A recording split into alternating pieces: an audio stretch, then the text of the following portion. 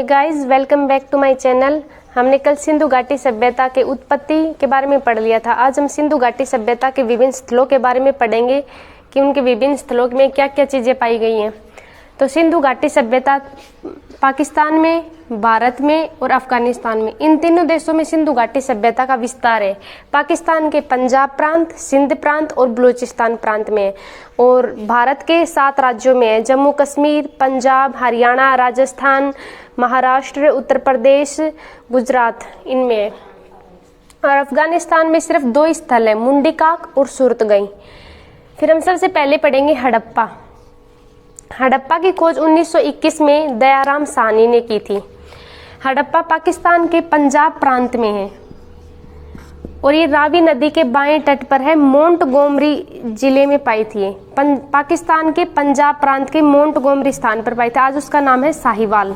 वर्तमान में पाकिस्तान ने उस मोंटगोमरी जगह का नाम साहिवाल कर दिया है। हड़प्पा सभ्यता के स्थल हड़प्पा में एक अन्नागार पाया गया है। 2 पंक्तियों में पाए गए थे, 6 एक पंक्ति में, 6 एक पंक्ति में। उनके जो मुख्य द्वार हैं अन्नागार के, वो द्वार रावी नदी के तट पर थी। तो नदी के उनके द्वार थे वो नदी के किनारे पर खुलते थे, तो जिससे व्यापार करने में आसानी रही। यहाँ पर मिला है एक श्रमिक आवास। वहाँ पर एक ऐसा आवास मिला, उससे पता चलता है कि यहाँ पर पहले श्रमिक लोग रहते थे। 18 वर्तागार चबूतरे मिले हैं। गेहूं और जौ के साक्ष्य मिले हैं। लकड़ी का एक ताबूत या लकड़ी का कब्रिस्तान RS-30, लकड़ी का एक कबर, वो RS-37 है वो नाम उसका, लकड़ी का ताबूत मिला है। मातर देवी की एक मूर्ति मिली है। यहाँ तांबे की इक्का गाड़ी और शंख से बना हुआ एक बैल का चित्र, मनके पर मछुआरे का चित्र। मनका और गड़ा में अंतर बता दिया था कि मनका वो होता है जिसपे चित्रकारी की जाती है और गड़ा वो होता है जो प्लेन होता है, उस पर चित्रकारी नहीं की जाती है। स्त्री की गर्भ से निकलते हुए पौधे वाली एक मूर चित्रकला प्राप्त हुई। अभिलेख है मुद्राएं, वे मुद्राएं जिनके ऊपर कुछ ना कुछ अंकित रहता है, कुछ ना कुछ चित्रण करके रखते हैं, तो उनको कहते हैं अभिलेख है मुद्राएं। सर्वाधिक मुद्राएं तो पाई थी मोहनजोदड़ो में, लेकिन अभिलेख है मतलब अंकन वाली मुद्राएं, चित्र वाली मुद्राएं हड़प्पा में सर्वाधिक पाई गई थी। फिर हम पढ़े मोहनजोदड़ो। दूसरा स्थल है मोहनजोदड़ो। मोहनजोदड़ो की 1922 में खोज की थी राकल दास बनर्जी ने। ये पाकिस्तान के सिंध प्रांत में है, लरकाना जिले में है और ये सिंधु नदी पर है, सिंधु नदी के तट पर है, सिंधु नदी के तट पर। यहाँ पर पुरोहित आवास पाया गया। महाविद्यालय के साक्ष्य मिले। दाढ़ी वाले पुजारी की एक मतलब वो मिली, मूर्ति मिली। कांसे की बनी नर्तकी। सर्वाधिक जनसंख्या वाला मतलब स्थल था मोहनजोदड़ो सिंधु घाटी सभ्यता में। यहाँ पर सर्वाधिक मोहरें पाई गई, 1200 मोहरें। अभिलेख वाली सर्वाधिक मुद्राएं पाई गई हैं हड़प्पा में मोहरें, और सर्वाधिक मोहरें मिली 1200 यो मोहनजोदड़ो में। 10 मीटर चौड़ा राजपथ, सभा भवन, पशुपति शिव के पूजा के साक्ष्य, तांबे का ढेर, गले हुए तांबे का ढेर, ये सब पाए गए मोहनजोदड़ो में। मोहनजोदड़ो का पुराना नाम मतलब इनको और नाम से बुलाते हैं, प्रेतों का टीला, मर्तकों का टीला, स्तूप का टीला। इसे सिंधु घाटी सभ्यता का बगीचा भी कहते हैं। सिंधु घाटी सभ्यता में मोहनजोदड़ो ऐसा स्थल है जहाँ सर्वाधिक जनसंख्या थी। दुनिया का सबसे पुराना विकसित, सबसे ज्यादा विकसित था मोहनजोदड़ो। ये सबसे ज्यादा इसमें व्यवस्था थी, सड़कें वगैरह हुई और मतलब जल निकास पते, सबसे बढ़िया सेटलमेंट था मोहनजोदड़ो के अंदर। फिर हम पढ़ेंगे लोथल। लोथल की खोज की थी 1953 में रंगनाथ राव ने। लोथल को लघु मोहनजोदड़ो, लघु हड़प्पा भी कहते हैं। जैसे अपने दिल्ली और जैसे मुंबई है, दिल्ली है, तो इसको इंदौर को बोल देते हैं कभी कभी, मिनी मुंबई के नाम से जानते हैं। ऐसे ही मिनी मोहनजोदड़ो, मिनी हड़प्पा के नाम से किसको जानते थे? लोथल को जानते हैं। ये गुजरात में है, खंबात की खाड़ी में। खंबात की खाड़ी है ये इधर, ये गुजरात का ये तिकोना वाला ऐसे हिस्सा निकल करके ऐसे जाता है, तो यहाँ है खंबात की खाड़ी और यहाँ पर था लोथल। अब लोथल हो गया इसके किनारे, समुद्र के किनारे, तो यहाँ क्या मिलेगा? बंदरगाह। तो यहाँ पर था मानव निर्मित बंदरगाह। हाथी दांत का एक स्केल मिला है। चावल के साक्ष्य मिले हैं। शतरंज खेल के साक्ष्य मिले हैं। यहाँ ये था भोगवा नदी के किनारे। यहाँ युगम समाधि मिली है जो कि किसका प्रमाण देती है कि पहले मतलब सती प्रथा थी। यहाँ अग्नि वेदिका है मतलब अग्नि के कुंड मिले हैं। मनका बनाने के, रंगाई करने के कारखाने मिले हैं। लोथल में एक मम्मी का मॉडल भी मिला है। मम्मी मॉडल ये कुछ किस मतलब सभ्यता से रिलेटेड है? मिस्र सभ्यता से। तो इससे क्या अंदाजा लग सकता है कि भाई सिंधु घाटी सभ्यता के लोग मिस्र सभ्यता से भी जुड़े हुए थे। यहाँ एक फारस की मोहर पाई गई है जिसपे राक्षस जैसी आकृति की मतलब चित्रण कर रखा था। चालाक लोमड़ी और कोई की कहानी के यहाँ साक्ष्य मिले हैं। इसके बाद हम पढ़ेंगे धोलावीरा और उसके बारे में। अब हम धोलावीरा के बारे में पढ़ेंगे। धोलावीरा की खोज की थी जगपति जोशी ने 1967 में। यह गुजरात में कच्छ की खाड़ी में है। कच्छ की खाड़ी बनेगी तो ऐसे यहाँ है कच्छ की खाड़ी, यहाँ है धोलावीरा, यहाँ पर ऐसे नीचे आते हैं तो यहाँ पर है लोथल, यहाँ पे है सुतकोटड़ा। इसमें जलाशय की उचित व्यवस्था थी तो एक बड़ा जलकुंड भी मिला और यहाँ पर एक बड़ा स्टेडियम भी मिला था। मोहनजोदड़ो का स्नानागार, हड़प्पा का अन्नागार और धोलावीरा का जलकुंड मतलब जलाशय बोल दें तो भी सही रहेगा। जलाशय ये वहाँ की मतलब बड़ी बड़ी मतलब वे थी इमारतें थी, बड़े बड़े स्थल थे वहाँ के। यहाँ पर त्रिस्तरीय नगरीय व्यवस्था थी, 3 भागों में विभाजित था धोलावीरा। पत्थर पर चमकीले पुलिस के साक्ष्य मिले हैं, घोड़े की कलाकृतियों के साक्ष्य मिले हैं और यहाँ पर स्टेडियम के साक्ष्य मिले हैं। और धोलावीरा में जब तक मराठी घड़ी की खोज नहीं की थी तब तक धोलावीरा भारत का सबसे बड़ा सिंधु घाटी सभ्यता का स्थल था। फिर उसके बाद आते हैं हम बनवाली पे। बनवाली की मतलब खोज की थी RS बिष्ट ने। ये पड़ता है हरियाणा में घग्गर नदी। घग्गर नदी बोले तो प्राचीन सरस्वती नदी। सरस्वती नदी, इसमें जल निकास की उचित व्यवस्था नहीं थी, सड़कें भी समकोण नहीं थी। मोहनजोदड़ो, हड़प्पा, सिंधु घाटी सभ्यता के प्रमुख नगरों में सब में सड़कों की उचित व्यवस्था थी, जल निकास की उचित व्यवस्था थी। लेकिन बनवाली के अंदर जल निकास की उचित व्यवस्था ही नहीं थी, सड़कें भी उचित ढंग से नहीं बनी हुई थी, समकोण पे नहीं काटती थी, नालियां भी अच्छे से नहीं बनी हुई थी। यहाँ पर मिले जौ के साक्ष्य, तांबे की कुल्हाड़ी मिली है। यहाँ पर मिट्टी का एक हल मिला है, वो क्या था, एक खिलौना था, मिट्टी के हल वाला खिलौना मिला है। फिर उसके बाद आएंगे कालीबंगा। कालीबंगा को कहते हैं दीनहीन नगर। कालीबंगा को बोलते हैं दीनहीन नगर। दीनहीन नगर। और कालीबंगा को बोलते हैं काली चूड़ियां, इन नामों से भी बोलते हैं इनको। कालीबंगा है राजस्थान में। 1957 में इसकी 1953 में अमलानंद घोष ने इसकी खोज करती थी और फिर बीके थापर इन्होंने इसके उत्खनन का काम किया था। कालीबंगा हनुमानगढ़ जिले में है राजस्थान में। ये घग्गर नदी पर है, घग्गर नदी के तट पर। कालीबंगा में मिली है 6 प्रकार की मिट्टी, सरसों और चने के साक्ष्य, तांबे की बैल की एक आकृति, जुते हुए खेत, 6 प्रकार की वहां पर मिट्टी मिली है। बेलनाकार मोहरे जो कि मेसोपोटामिया जैसी मिली है, मेसोपोटामिया जैसी बेलनाकार की मोहरे, बेलनाकार आकृति वाली मोहरे मिली है। जुते हुए खेत मिले हैं। लकड़ी का हल मिला है, मिट्टी का हल मिला था बनवाली में, लकड़ी का हल मिला था कालीबंगा में। लकड़ी की एक नाली मिली थी, एक पाइप सा था और उसको बांस वगैरह को काट के बना रखा था, तो वो नाली लग रही थी कि यहाँ पर नाली के लिए लकड़ी की यूज किया जा रहा है। यहाँ पर भूकंप के साक्ष्य मिलते हैं। नक्काशीदार ईंटें यहाँ मिलती है। वैसे तो पक्की ईंटें मिलती है लेकिन नक्काशीदार ईंटें मतलब ईंटों पर भी कुछ लिखा हुआ, अलंकृत ईंटें, वो मिली है कालीबंगा में। देमाबाद जो कि महाराष्ट्र के अंदर है। और ये गोदावरी नदी, कभी कभी परवरा नदी भी बोल देते हैं इसको, क्वेश्चन पूछ लेते हैं कभी, परवरा नदी भी। देमाबाद में मिला है तांबे का रथ। आलमगीरपुर जो कि हिंडा नदी में है, हिंडा नदी के सारे, और ये यूपी में, इसमें कोई भी मोहरे नहीं मिली। कालीबंगा में हमें 8 मोहरे प्राप्त हुई। सबसे ज्यादा मोहरे मिली थी 1200 मोहरे मोहनजोदड़ो से, और अलंकृत मोहरे मतलब उन पर कुछ लिखा हुआ था, वो मोहरे मिली थी सबसे ज्यादा हड़प्पा में। फिर इसके बाद पढ़ेंगे चूंदड़ो। चहुंदड़ो में ये कारखाने का काम होता था यहाँ पर। इसकी ये अवर्गीकृत शहर था, जैसे कि ये बटा हुआ था पूर्व, पश्चिम और मध्यम। धोलावीरा, मोहनजोदड़ो वगैरह 2 भागों में बटे हुए थे, लेकिन ये अवर्गीकृत था चहुंदड़ो। इसमें वक्राकार ईंटें मिली थी, अलंकृत ईंटें मिली थी कालीबंगा में, वक्राकार ईंटें मिली है चहुंदड़ो में। यहाँ मिट्टी के मोर की आकृति के साक्ष्य मिले हैं, मन के बनाने के कारखानों के साक्ष्य मिले हैं। कहते हैं कि जब सिंधु घाटी सभ्यता बाढ़ के कारण इसका विनाश हो गया था, तो चहुंदड़ो मतलब सिंधु घाटी सभ्यता का ऐसा स्थल है जो झुक्कर जंकार संस्कृति, झुक्कर जंकार सभ्यता बोल दो, जो कि ग्रामीण और मूलतः कृषि पर डिपेंडेंट थी, उसका भी यहाँ से उद्भव हुआ, उसका मतलब उत्पत्ति हुई झुक्कर जंकार संस्कृति की। यहाँ पर भी कोई भी दुर्ग नहीं थे। दुर्ग का मतलब है कि ऊपरी भाग, निचली भाग, मध्यमा भाग, ऐसा ये वह वर्गीकरण था, ऐसा कोई विभाजन नहीं था इसके अंदर। चहुंदड़ो की खोज की थी एन जे मजमूदार ने, और इसके मतलब उत्खनन का काम किया था अर्नेस्ट हेकर ने।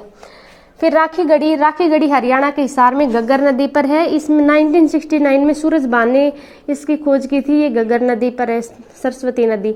चांदी के मुकुट की आकृति यहाँ पर मिली है।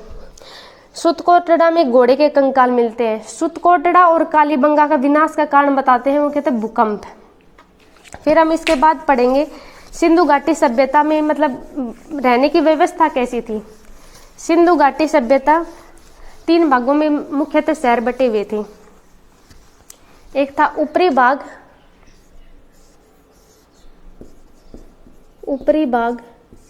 एक था निचला भाग। ऊपरी भाग को बोलते थे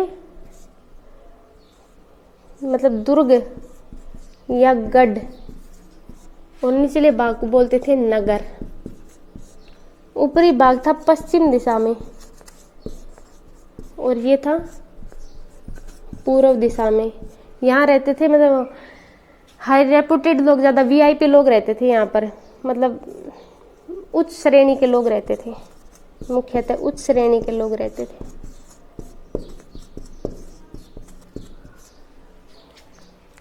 अब दोनों दुर्गों के मध्य खाली स्थान कहाँ था?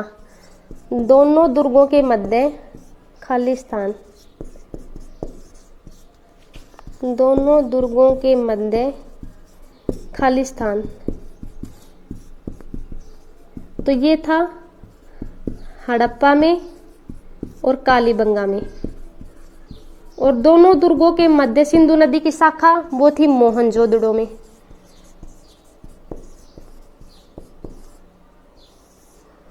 और 3 भागों में विभाजित मध्यमा भी था। ये किसमें था? धोलावीरा में। 3 भागों में विभाजित। और एक ना तो ऊपरी था, ना निचला था, ना मध्यमा था, वो था चहुंदड़ो। अग्निकुंड कालीबंगा में भी अग्निकुंड के साक्ष्य मिले थे। लोथल में भी मनके के कारखाने के साक्ष्य चहुंदड़ो से भी मिले हैं और लोथल से भी मिले हैं। मनके बनाने के कारखाने, रंगाई के कारखाने, ये सब कहाँ में मिले हैं? लोथल पे भी मिले हैं। अब सिंधु घाटी सभ्यता के मुख्य मुख्य स्थलों को और मतलब वो पढ़ लेते हैं, स्टेट वाइज पढ़ लेते हैं।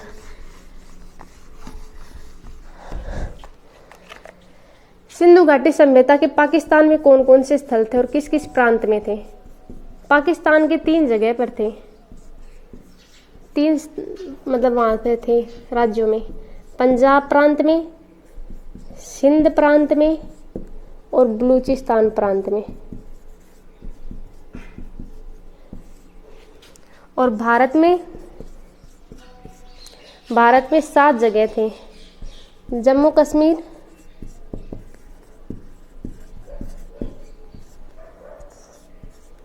हरियाणा, पंजाब, राजस्थान, गुजरात, उत्तर प्रदेश, महाराष्ट्र। फिर आता है अफगानिस्तान।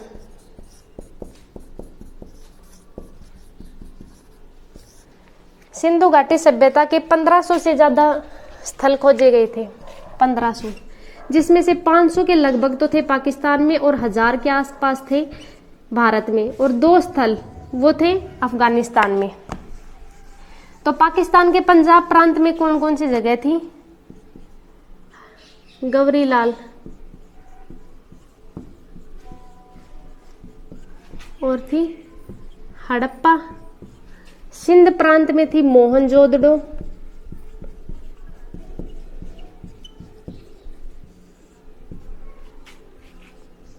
चहुंदड़ो,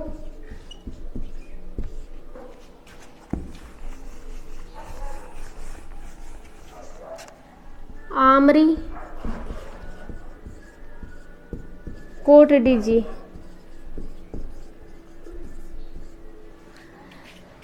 बलूचिस्तान में थी मेहरगढ़,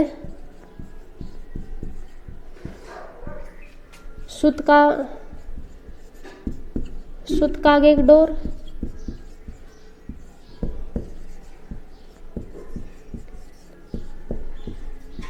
बालाघाट। ये है जम्मू कश्मीर में है मांडा, हरियाणा में है बनवाली, सीसवाल और राखीगढ़ी। पंजाब में है रोपड़ और संथाल। राजस्थान में है कालीबंगा और बालाथल। गुजरात में है लोथल, रंगपुर, धोलावीरा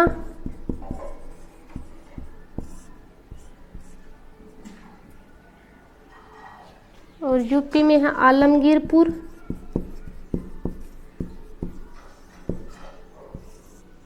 महाराष्ट्र में है नेमाबाद या दाइमाबाद और अफगानिस्तान में तो सिर्फ 2 स्थल हैं, एक है सुरतगई और एक है मुंडीकाक।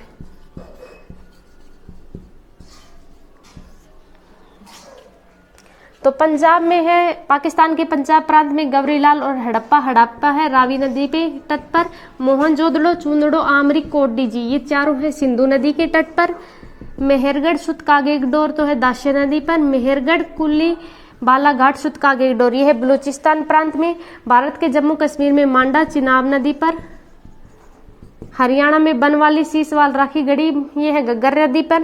पंजाब में है रोपड़ और संथाल। राजस्थान में है कालीबंगा घग्गर नदी पर, बालाथल। गुजरात में है लोथल, रंगपुर, धोलावीरा, सुतकोटड़ा में भी बंदरगाह था। सुतकोटड़ा से घोड़े के कंकाल के साक्ष्य मिले हैं। यूपी में है आलमगीरपुर जहाँ से कोई भी मोहर प्राप्त नहीं हुई। महाराष्ट्र में है देमाबाद जहाँ पर तांबे का रथ मिला है। और अफगानिस्तान में 2 है, सुरतगई और मुंडीकाक। तो ये हमारा हो गया सिंधु घाटी सभ्यता कंप्लीट। और हाँ, सिंधु घाटी सभ्यता में स्थल कंप्लीट हो गई। इसमें एक चीज और बची है, वो है कि सिंधु घाटी सभ्यता के अंतर्गत भाई लोग मर जाते थे, उनको कैसे कैसे दफनाते थे। उनके साथ किसी के साथ कुत्ता था तो किसी के साथ बकरी। कहीं युगम समाधियां मिली हैं। तो युगम समाधि कहाँ मिली है? युगम समाधि ये मिली है लोथल में। शव के साथ कलश ये मिला है सुतकोटड़ा में।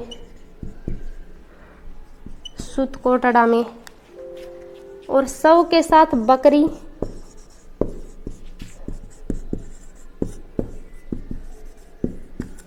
ये मिली है मेहरगढ़ में।